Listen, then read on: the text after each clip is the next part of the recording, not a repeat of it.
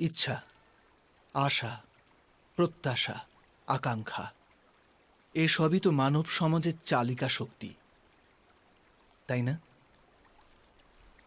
যদি কেউ আপনাকে প্রশ্ন করে যে আপনি কে, তবে আপনার উত্তর কি হবে? বিবেচনা করুন।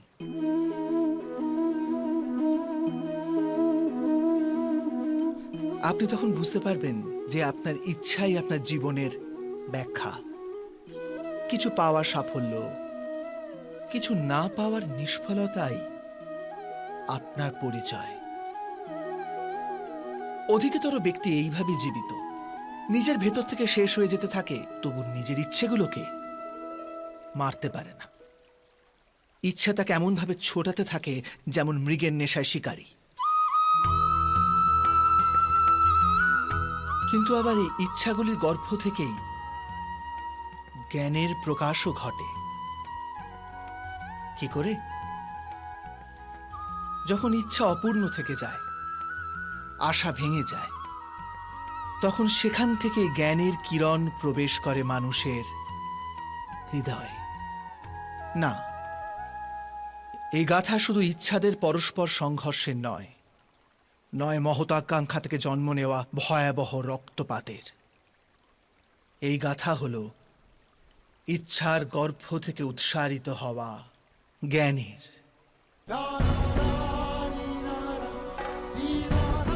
আমি বাসুদেব শ্রীকৃষ্ণ আপনাদের সকলকে নিমন্ত্রণ জানাচ্ছি এই যাত্রা শুরু করার, যা জীবনের মর্ম শেখাবে, মনুষ্যত্বের ধর্ম শেখাবে, পাঁক থেকে উঠে এসে পদ্ম হয়ে ফোটার ধর্ম শেখাবে। আর এই যাত্রার নাম হল মহাভারত।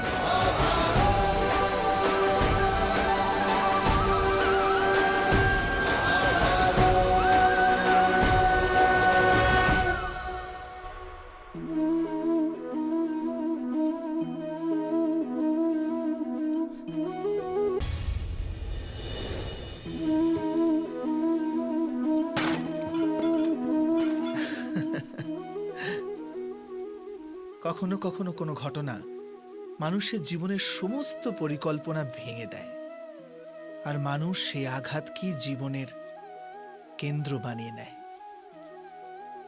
কিন্তু ভবিষ্যৎ কি মানুষের পরিকল্পনার আধারে নির্মিত হয়?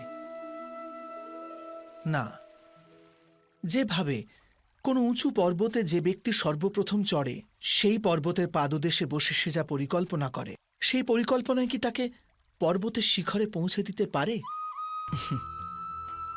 না। বাস্তবে সে ব্যক্তি যত উপরে ওঠে, তত নিত্য নতুন পরীক্ষা, নতুন বিড়ম্বনা, নতুন ধরনের অবরোধের সম্মুখীন হয়। প্রত্যেক পদে তার পরবর্তী পদক্ষেপ ঠিক করতে হয়, প্রত্যেক পদে তাকে পরিকল্পনা বদলাতে হয়। না হলে যদি পুরাতন পরিকল্পনা তাকে খাদের দিকে ঠেলে দেয়, সে পর্বতকে নিজের যোগ্য করে তুলতে পারে না, কেবল নিজেকে পর্বতের যোগ্য করার চেষ্টা করতে পারে। আচ্ছা, জীবনের ক্ষেত্রেও তো এমনই হয়। যখন মানুষ তার জীবনের কোনো একটি বাধা, কোনো একটি অবরোধকে জীবনের কেন্দ্র বানিয়ে নেয়, নিজের জীবনের গতি থামিয়ে দেয়, তখন সে তার জীবনে সফল হতে পারে না, পারে না সুখ আর শান্তি প্রাপ্ত করতে। অর্থাৎ জীবনকে নিজের যোগ্য করার চেষ্টার বদলে স্বয়ং নিজেকে জীবনের যোগ্য করে তোলার চেষ্টাই কি সাফল্য আর সুখের একমাত্র মার্গ নয়? স্বয়ং বিচার করুন।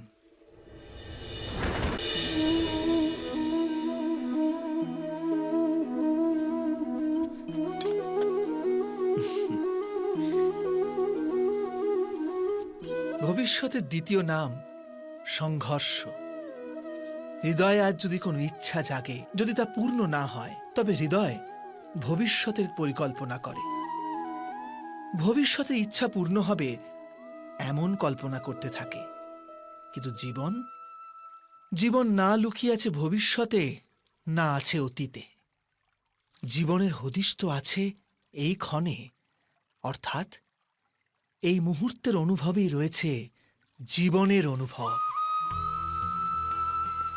কিন্তু আমরা সব জেনে বুঝেও এটুকু সত্য মেনে নিতে পারি না।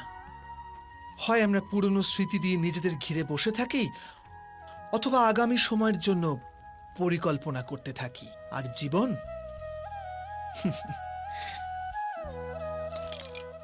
জীবন বয়ে চলে।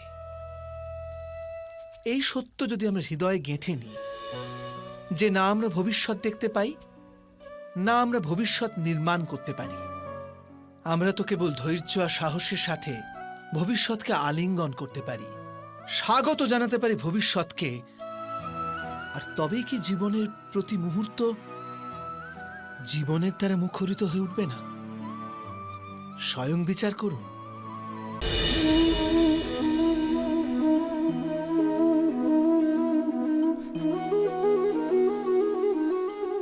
জগতে প্রত্যেক ব্যক্তির কোনো না কোনো দুর্বলতা অবশ্যই আছে।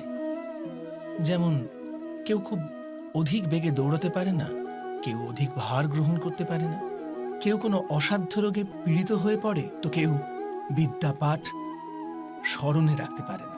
এরকম অনেক উদাহরণ আরো আছে। আপনি কি এমন কোনো ব্যক্তিকে জানেন যার সমস্ত প্রাপ্তি ঘটেছে? কিন্তু আমরা জীবনের একটি দুর্বলতাকে জীবনের কেন্দ্র বানিয়ে ফেলি, যে কারণবশত হৃদয়ে দুঃখ আর অসন্তোষ ঘিরে থাকে সদা। দুর্বলতা মানুষ জন্ম থেকে অথবা কোনো দুর্ঘটনার মাধ্যমে প্রাপ্ত করে, কিন্তু দুর্বলতাকে মানুষের মন নিজের অক্ষমতা বানিয়ে ফেলে। কিন্তু কিছু ব্যক্তি এমনও হন যারা নিজের পৌরুষ আর শ্রমের দ্বারা সেই দুর্বলতাকে পরাজিত করে দেন। কি বিভেদ আছে এদের আর অন্য লোকেদের মধ্যে? আপনি কখনো এর বিচার করেছেন? অতি সরল উত্তর আছে এই প্রশ্নে। যে ব্যক্তিকে দুর্বলতা পরাজিত করতে পারে না, যে পৌরুষের প্রমাণ দেবার সাহস রাখে হৃদয়ে, সেই দুর্বলতাকে পার করতে পারে। অর্থাৎ দুর্বলতা তো ঈশ্বর প্রদান করেন, কিন্তু নিজের সীমা তো মানুষ নিজেই নির্মিত করে। স্বয়ং বিচার করুন।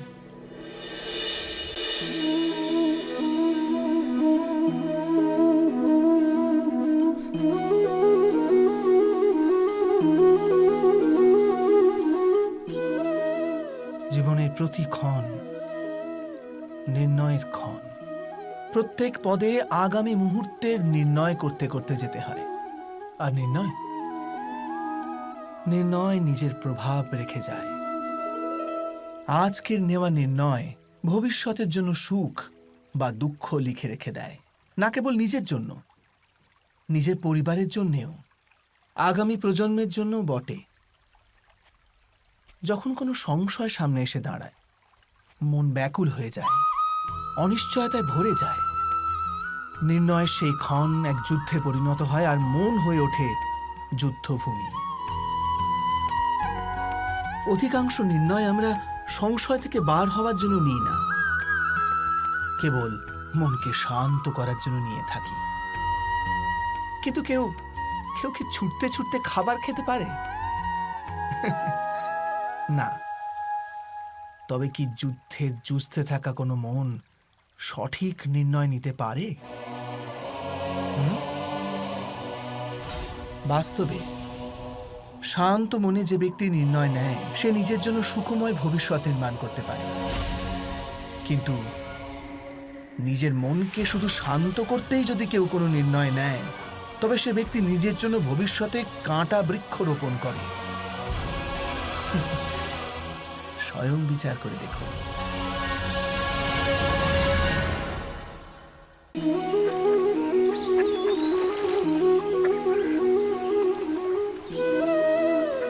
সময়ের প্রারম্ভ থেকে মানুষকে একটি প্রশ্ন সদাই পীড়া দেয়, যে তারা নিজের সম্পর্কগুলিতে অধিকতম সুখ আর ন্যূনতম দুঃখ কিভাবে লাভ করতে পারে। আচ্ছা, আপনার সমস্ত সম্পর্ক কি আপনাকে সম্পূর্ণ সন্তোষ দিতে পেরেছে? বিচার করুন।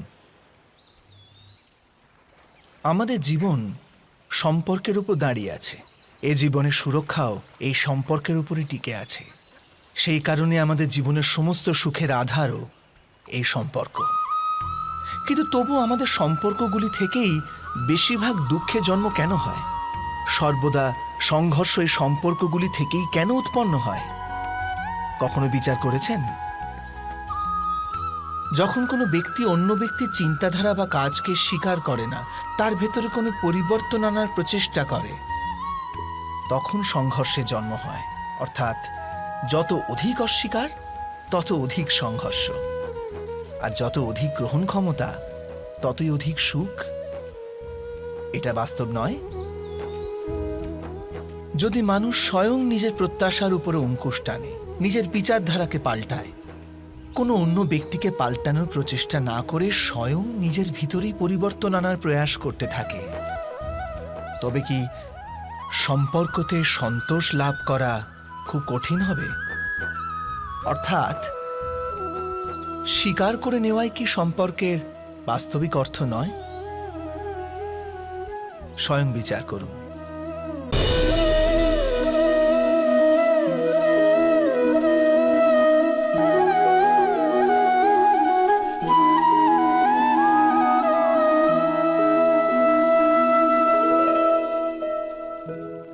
যখন কোনো ব্যক্তি কোনো ঘটনার ভিতরে অন্যায়কে দেখতে পায়, তখন সেই ঘটনা তার হৃদয়কে তছনছ করে দেয়।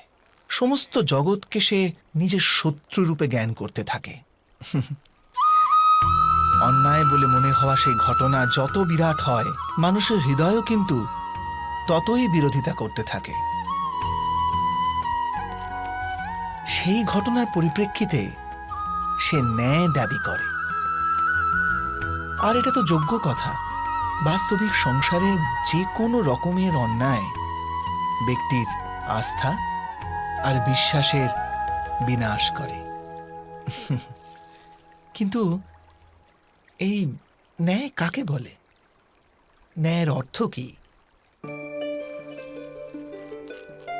অন্যায় যে করেছে সে যদি অনুতপ্ত হয়, আর যার উপর অন্যায় হয়েছে তার মনে যদি আবার বিশ্বাস জাগে সমাজের প্রতি, তাকেই তো ন্যায় বলে। কিন্তু যার হৃদয়ে ধৈর্যের স্থান নেই, সে ন্যায়ের পথ ছেড়ে দ্বন্দ্ব আর প্রতিশোধের পথ বেছে নেয়। হিংসার বদলে প্রতিহিংসার ভাবনা নিয়ে সে এগিয়ে যায়। স্বয়ং যা পীড়া ভোগ করেছে তার চেয়ে অধিক পীড়া অপরকে দেবার প্রয়াস করে। আর এই পথে চলতে গিয়ে অন্যায় যার উপর হয়েছে সেই স্বয়ং অন্যায় করে ফেলে। শীঘ্র সে অপরাধী হয়ে যায়। অর্থাৎ ন্যায় আর প্রতিশোধের মধ্যে খুব ক্ষুদ্র ফারাক থাকে, আর সেই ফারাকের নামই হল ধর্ম। এটা কি সত্য নয়? স্বয়ং বিচার করুন। দুই ব্যক্তি যখন নিকটে আসে তখন তারা একে অপরের জন্য সীমা আর মর্যাদা নির্ধারণ করার চেষ্টা অবশ্যই করে। আমরা যদি সমস্ত সম্পর্কগুলিকে বিচার করে দেখি, এই সমস্ত সম্পর্কের আধার সেই সীমারেখা যা আমরা একে অপরের জন্য নির্মাণ করি। আর যদি অজান্তে সেই দ্বিতীয় ব্যক্তি সেই সীমারেখা লঙ্ঘন করে, তাহলে সেই ক্ষণেই আমাদের হৃদয় ক্রোধে ভরে যায়। এই সীমারেখার বাস্তবিক রূপ কি আমরা কি কখনো বিবেচনা করেছি? সীমা বেঁধে দিয়ে আমরা দ্বিতীয় ব্যক্তিকে নির্ণয় করার অনুমতি দিই না, নিজের নির্ণয় সেই ব্যক্তির উপর চাপিয়ে দিই। অর্থাৎ তার স্বতন্ত্রতাকে অস্বীকার করি আমরা। আর যখন স্বতন্ত্রতাকে অস্বীকার করা হয় তখন তার হৃদয় দুঃখে ভরে যায়। আর যখন সে সীমারেখা লঙ্ঘন করে তখন আমাদের হৃদয় ক্রোধে ভরে যায়। এমনটাই হয় নাকি?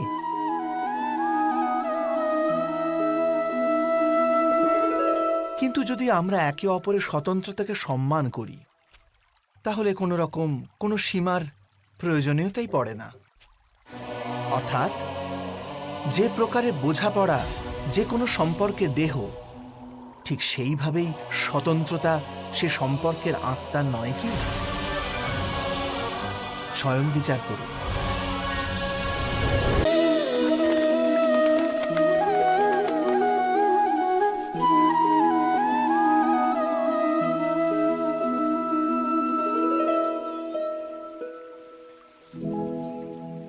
নির্ণয় নেওয়ার মুহূর্তে আমরা সর্বদা কোনো অন্য ব্যক্তির উপদেশ, সূচনা, মন্ত্রণা বা পরামর্শকে আধার করে থাকি, আর আমাদের ভবিষ্যতের আধার হয়ে ওঠে আমাদের আজকের নেওয়া সিদ্ধান্ত। তাহলে কি আমাদের ভবিষ্যৎ অন্য ব্যক্তির পরামর্শ, কোনো অন্য ব্যক্তির দেওয়া উপদেশের ফল? তবে কি আমাদের সম্পূর্ণ জীবন কোনো অন্য ব্যক্তির বুদ্ধির পরিণাম? আমরা কি কখনো বিচার করেছি? সবাই জানে যে ভিন্ন ভিন্ন লোক একই পরিস্থিতিতে ভিন্ন ভিন্ন পরামর্শ দিয়ে থাকে। মন্দিরে দাঁড়ানো ভক্ত বলে দান করা উচিত, আর চোর বলে যদি সুযোগ পাওয়া যায় ওই মূর্তির গয়না চুরি করা উচিত। ধার্মিক হৃদয় ধার্মিক উপদেশ দিয়ে থাকে, আর অধর্ম ভরা হৃদয় অধার্মিক পরামর্শ দেয়। এই ধর্মময় উপদেশ পরামর্শ স্বীকার করলে মানুষ সুখের দিকে যায়, কিন্তু এই রকম পরামর্শ স্বীকার করা তখনই সম্ভব হয় যখন হৃদয়ে ধর্ম থাকে। অর্থাৎ কোনো অন্য ব্যক্তির উপদেশ বা পরামর্শ স্বীকার করার আগে স্বয়ং নিজের হৃদয়ে ধর্মকে স্থাপন করা কি অনেক বেশি জরুরি নয়? স্বয়ং বিচার করুন।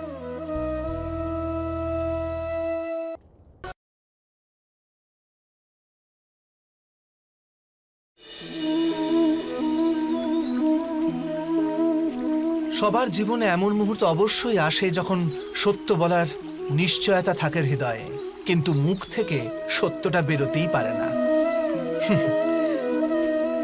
কোনো ভয় মনকে এমনই ঘিরে রাখে। কোনো ঘটনা বা প্রসঙ্গ সম্পর্কে কথা বলা, অথবা নিজের কোনো ভুল হয়ে গেলে সেই সম্বন্ধে কথা বলা, এটাই কি সত্য কথা বলা? না, এ তো কেবল তথ্যটুকু, অর্থাৎ যেমন ঘটেছে শুধু সেইটুকু ব্যক্ত করা, এ সামান্য ব্যাপার। কিন্তু কখনো কখনো সেই তথ্যটুকু বলতে গিয়েও ভয় হতে থাকে। কখনো আবার অন্য ব্যক্তি কি ভাববে সেই দুশ্চিন্তা হয় মনে। অন্য কারো দুঃখ হবে এই ভয়টাও সত্যকে আটকায়। তবে এই সত্য কাকে বলে আমরা কি কখনো বিবেচনা করেছি? যখন ভয়কে তুচ্ছ করেও কোনো তথ্য বলে দেওয়া হয়, তবে তাকে সত্য বলা হয়। বাস্তবে সত্য আর কিছুই না, কেবল নির্ভীকতারই অপর নাম। আর নির্ভীক হওয়ার কোনো সময় হয় না, কারণ নির্ভীকতা আত্মারই এক স্বভাব।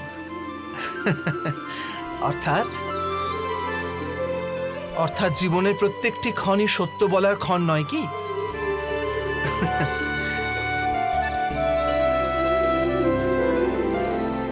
স্বয়ং বিচার করুন।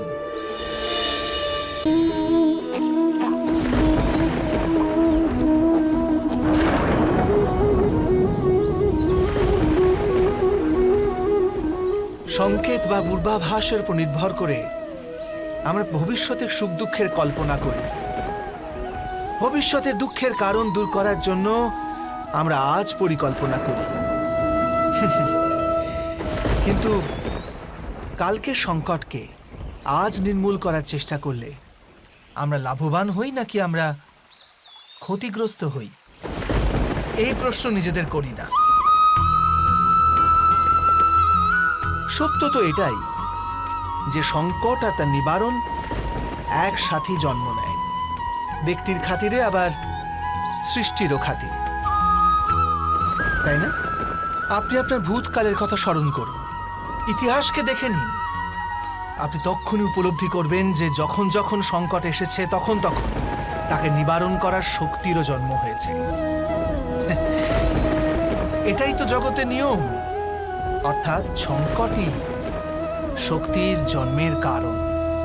প্রত্যেক ব্যক্তি যখন সংকট থেকে বেরিয়ে আসে, তখন সে এক পদ আগে এগিয়ে যায়, অধিক উজ্জ্বলতা, অধিক আত্মবিশ্বাস লাভ করে, না কেবল নিজের জন্য, সমগ্র বিশ্বের জন্যও বটে।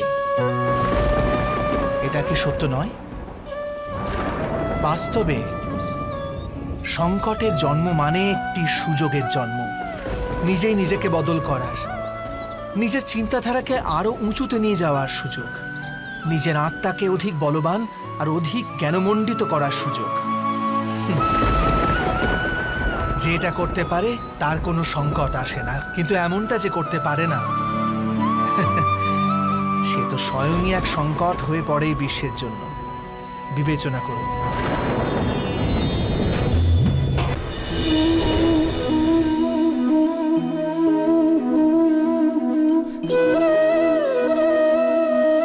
পরম্পরার মধ্যে ধর্মের অবস্থান, আর প্রথাই ধর্মকে ধরে রাখার দায়িত্ব বহন করে, এটা সত্যি। কিন্তু কেবল প্রথাকেই কি ধর্ম বলে? বিবেচনা করুন। সত্য তো এই যে যেমনভাবে পাষাণের ভেতরে শিল্প থাকে, ঠিক তেমনি প্রথার মধ্যেও ধর্মকে পাওয়া যায়। এই পাথরের মধ্যেও শিল্প আছে। এই পাথরটাই শিল্প নয়। শিল্প ফুটিয়ে তোলার জন্য পাথরকে ভাঙতে হয়, অনাবশ্যক অংশগুলিকে কেটে বাদ দিতে হয়। ঠিক সেইভাবেই প্রথার মধ্যে ধর্মকে খুঁজে বার করতে হয়। যেমনভাবে ইন্দ্র পূজার প্রথা ত্যাগ করে গোবর্ধন পূজার ধর্ম আরম্ভ না যদি হতো, যাদবেরাও তাদের মুক্তির পথ খুঁজে পেত না। অর্থাৎ প্রথা পালনে যে বেশি গোঁড়ামি করে, ধর্ম থেকে সে বঞ্চিত হয়ে যায়। আর পরম্পরার অন্ধ অনুকরণ যে করে, সেও প্রকৃত ধর্মপরায়ণ হতে পারে না। কথায় আছে, হংস সর্বদা নীর ক্ষীর পার্থক্য করতে পারে। দুধে জল মেশানো থাকলেও কেবল দুধটুকুই গ্রহণ করে। তবে কি যথার্থ ধর্মজ্ঞান পেতে হলে হৃদয়ে জ্ঞান থেকে প্রসূত বিবেক থাকা আবশ্যক নয়? আর সেই বিবেক না থাকলে যাকে আমরা ধর্ম বলে মনে করছি, তা আসলে প্রকৃত ধর্মই নয়। এমনও তো হতে পারে। স্বয়ং বিচার করে দেখুন।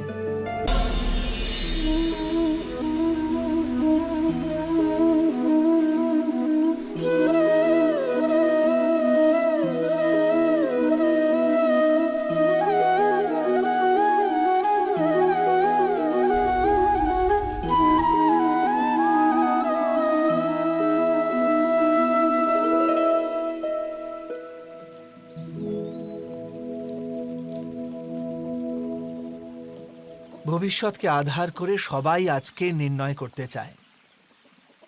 ভবিষ্যতে সুখ লাভ হবে, ভবিষ্যৎ সুরক্ষিত হবে, এমন নির্ণয় আজ করার প্রয়াস করতে থাকে সবাই। আপনি নিজের জীবনেই দেখুন, আপনার অধিকতর নির্ণয়ের মূলে ভবিষ্যতের চিন্তা থাকে না। আর কেনই বা হবে না? নিজের জীবনকে সহজ ও সুখময় বানিয়ে তোলার প্রচেষ্টা করার অধিকার সবার আছে। কিন্তু ভবিষ্যৎ তো কেউ জানে না, কেবল কল্পনাই করা যেতে পারে। তবে জীবনের সমস্ত গুরুত্বপূর্ণ নির্ণয় কল্পনার উপর নির্ভর করেই আমরা করি।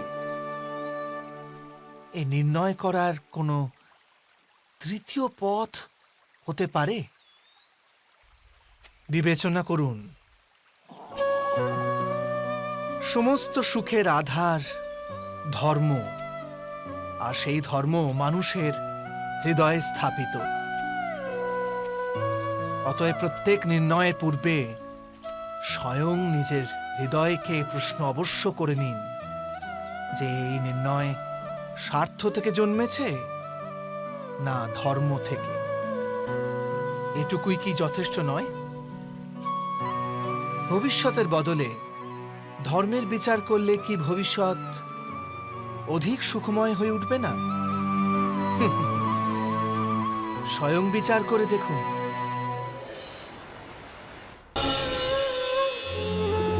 মানুষ যখন তার অপরাধের দণ্ড ভোগ করে, তখন হতে পারে সেই ন্যায় বিচারে তার মনে কষ্ট হয়।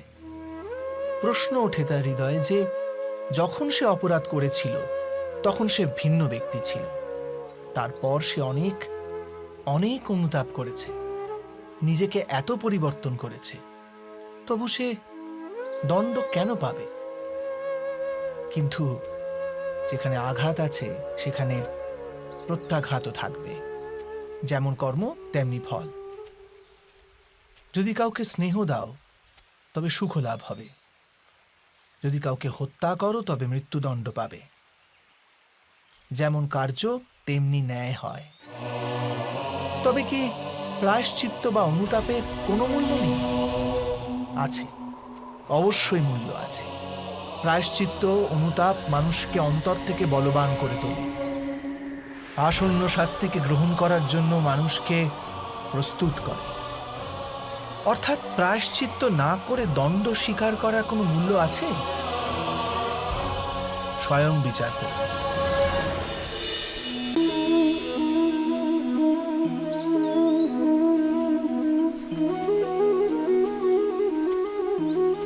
যখন নিজের কোনো ভালো কাজের বদলে দুঃখ লাভ হয়, অথবা কেউ দুষ্কর্ম করেও সুখ লাভ করে, তখন মন অবশ্যই এটা ভাবতে বসে যে তাহলে ভালো কর্ম করার, ধর্মের পথে চলার তাৎপর্যটা কি?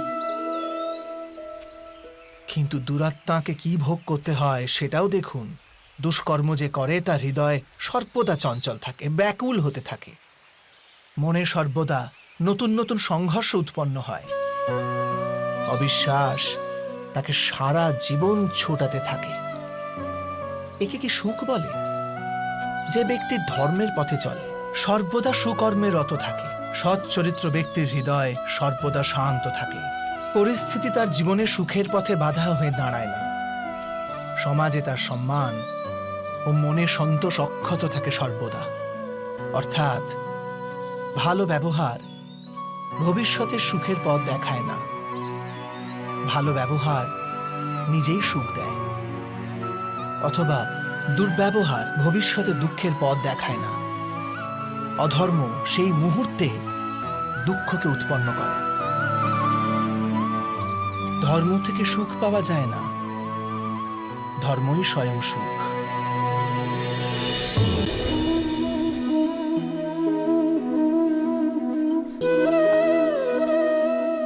ক্ষমতার লালসা সবারই হৃদয়কে ঘিরে থাকে।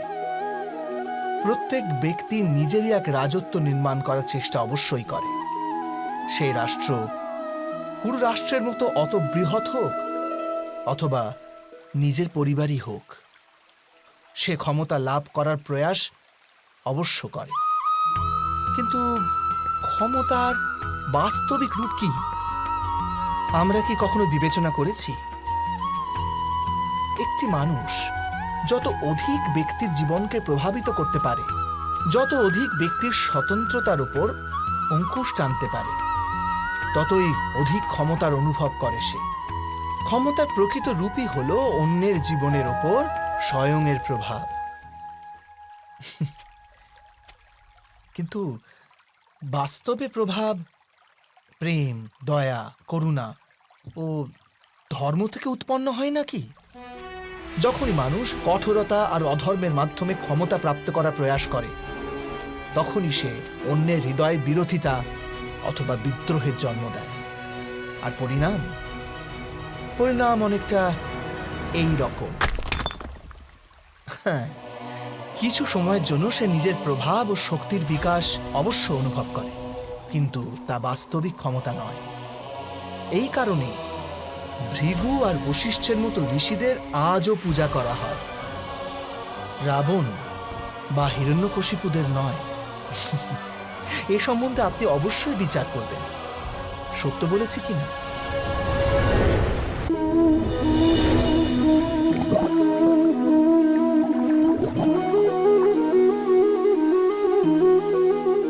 একটি শিশু যখন এই পৃথিবীতে জন্ম নেয় তখন সে সম্পূর্ণভাবে সংস্কার মুক্ত হয়।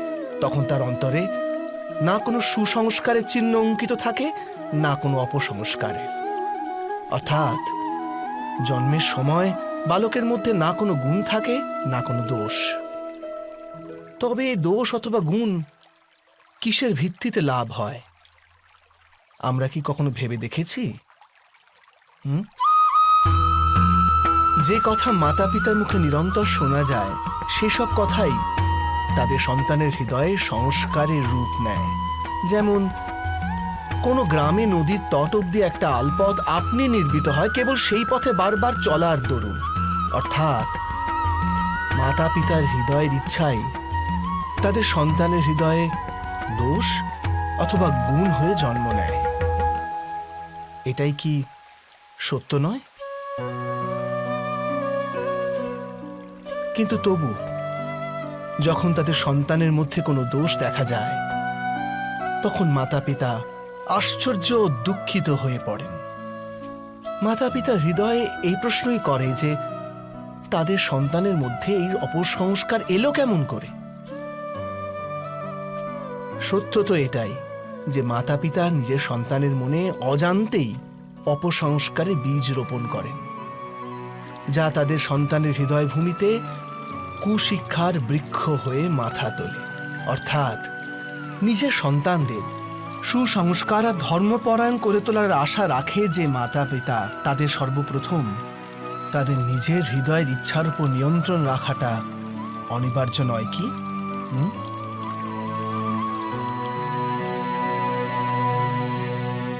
প্রত্যেক মাতা পিতা এ বিষয়ে বিচার অবশ্যই করবেন।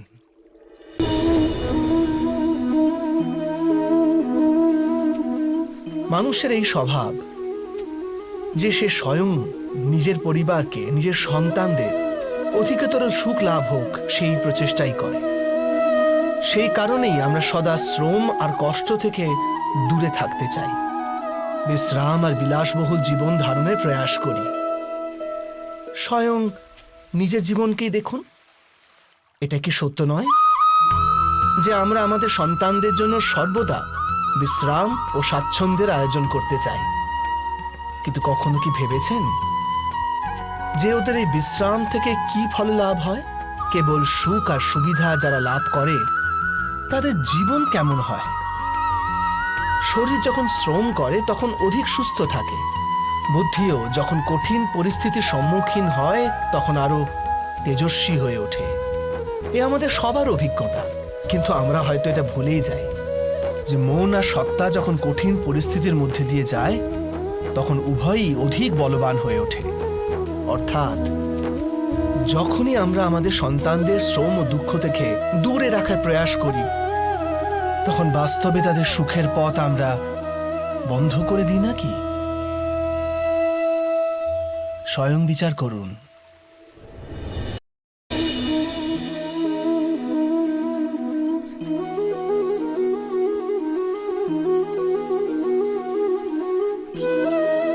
জ্ঞান প্রাপ্তি সর্বদা সমর্পণের মাধ্যমেই হয়, এ আমরা সকলেই জানি।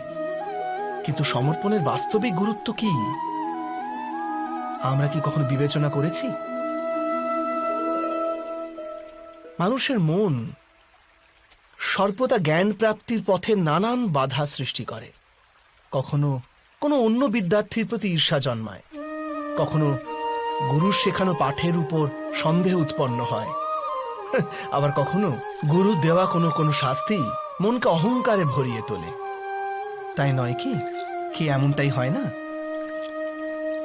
নানান সময় নানান রকম চিন্তা মনকে ব্যাকুল করে তোলে, আর মনের এমন অশান্ত স্থিতির কারণে আমরা জ্ঞান লাভ করতে পারি না। মনের সঠিক স্থিতি কেবল সমর্পণ থেকেই লাভ হয়।